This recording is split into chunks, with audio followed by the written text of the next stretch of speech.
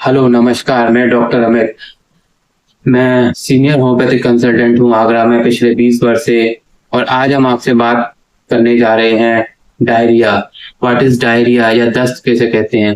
तो पहले जान लेते हैं what is the definition of diarrhoea. Diarrhoea is the increased stool frequency which is loose and watery, and sometimes there is a fecal incontinence and urgency of fecal defecation. अब जान लेते हैं what is the normal bowel frequency. तो normal bowel frequency है वो है 1 to 3 stool per day.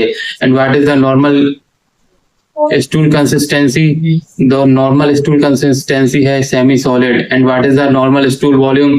The normal stool volume is 200 gram per day. And now come to the what are the types of diarrhea. There are two types of diarrhea: acute diarrhea and chronic diarrhea. Acute diarrhea, it is due to the orophycal transmission of gut with bacteria, virus, fungi, and toxin.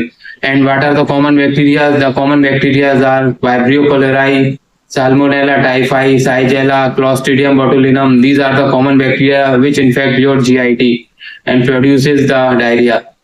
And what are the protozoans? The common protozoans are Giardia and E. histolytica. And what are the viral causes? Viral causes are HIV and others. Now, second type of diarrhea, that is the chronic diarrhea. What is the chronic diarrhea? Diarrhea for more than 2 weeks is called chronic diarrhea. It is intermittent and persistent. It is mostly due to the irritable bowel disease, Crohn's disease, ulcerative colitis, and it is due to the defective absorption, digestion, and secretion.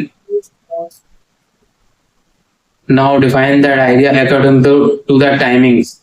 तो morning diarrhoea is steatorrhoea, जिसमें fat का absorption decrease हो जाता है। Nocturnal diarrhoea, it is serious. Diarrhoea with fever, it is inflammatory diarrhoea.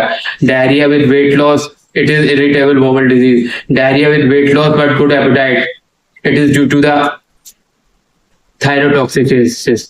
Diarrhoea with colicky abdominal pain, it is due to the disease of the colon. अब आपको normal भाषा में समझाते हैं कि डायरिया क्या होता है। तो डायरिया जो है वो अगर आपकी normal stool frequency 1 to per day है तो उसे डायरिया नहीं बोलते। अगर नॉर्मल स्टूल फ्रीक्वेंसी आपकी 1 से 3 से ज्यादा हो जाती है तो उसे दस्त बोलते हैं। और अगर आपको नॉर्मल आपके जो स्टूल कंसिस्टेंसी है वो सेमी सॉलिड होनी चाहिए, दैट इज नॉर्मल। और डायरिया के समय आपको जो दस्त होता है वो लूज और वाटरी होता है और आप उसको रोक नहीं पाते, that is the faecal incontinence. तो इस तरह से आप पहचान सकते हैं कि आपको किस तरह का डायरिया है। इट इज एक्यूट और क्रॉनिक। और टाइमिंग के अकॉर्डिंग भी आप पहचान सकते हैं कि आपको मॉर्निंग डायरिया होता है, नॉक्टर्नल डायरिया होता है, आपका डायरिया के साथ वेट लॉस हो रहा है, आपका डायरिया के साथ वेट लॉस भी हो रहा है और आपको भूख भी खूब लग रही है। तो ये कुछ पहचानने के सिम्टम्स होते हैं कि आप डायरिया को किस तरह से डायग्नोज कर सकते हैं। तो अगर ये जानकारी आपको अच्छी लगी हो तो हमारे वीडियो को लाइक कीजिए, शेयर कीजिए एंड सब्सक्राइब भी कीजिए।